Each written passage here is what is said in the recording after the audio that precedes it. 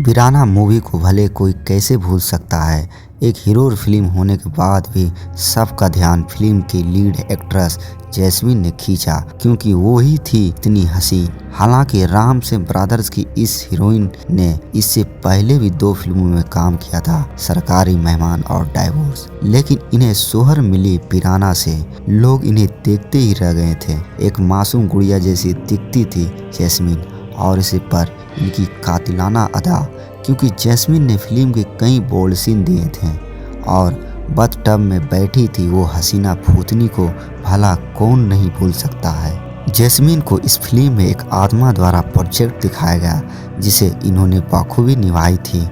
लेकिन फिर ऐसा क्या हुआ कि रातों रात स्टार बनने के बाद भी जैस्मीन इस फिल्म के बाद दूसरी किसी फिल्म में नजर नहीं आई। इतना ही नहीं, इन्होंने बॉलीवुड छोड़ गुमनामी में जीना शुरू कर दिया था।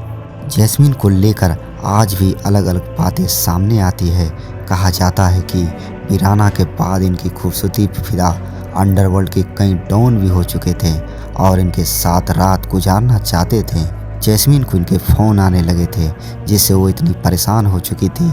इन्होंने ना सिर्फ बॉलीवुड बल्कि देश ही छोड़ दिया था। कहा जाता है कि ये अमेरिका में बस गई थी और वहीं के नागरिक से शादी भी कर ली थी। जैस्मीन की खूबसूरती ही इनकी सबसे बड़ा दुश्मन बन गई थी। लेकिन वहीं कुछ खबर ऐसी भी आई कि जैस्मीन की मौत हो चुकी है। और तीसरा बात ये सामने आई कि जो जॉर्डन में है और कहा जाता है और वहीं घर भी बसा लिया है। लेकिन जैस्मीन के बारे में वीराना के डायरेक्टर श्याम राम से साल 2017 को दिए एक इंटरव्यू में खुलासा किया था। इन्होंने बताया कि जैस्मीन बिल्कुल ठीक है और जिंदा भी है, वो यहीं है और वो यही इसी देश में मुंबई में है। दरअसल इन्होंने अपनी मां की मौत के बाद ग्लैमर वर्ल्ड से दूरी बना ली थी, क्योंकि वो अपनी मां के बेहद करीब थी। श्याम राम से ने यह भी कहा कि वो वीराना 2 की स्क्रिप्ट पर काम कर रहे हैं और जैस्मीन को वापस पर्दे पर लाएंगे। लेकिन इसी बीच श्याम राम से का निधन 2019 में हो गया और इसके बाद जैस्मीन एक पहेली ही बनकर रह गई, क्योंकि खुद जैस्मीन कभी मीडिया के सामने नहीं आई। जैस्मीन का पूरा नाम जैस्मीन ढूंढना बताया जाता है, लेकिन कुछ रिपोर्ट्स के मुताबिक वो जैस्मीन भाटिया थी। इनकी पर्सनल लाइफ के बारे में भी किसी को कोई जानकारी नहीं है। साल 1979 में जैस्मीन की पहली यानी डेब्यू फिल्म आई थी सरकारी मेहमान, जिसमें विनोद खन्ना के साथ इन्होंने काम किया था।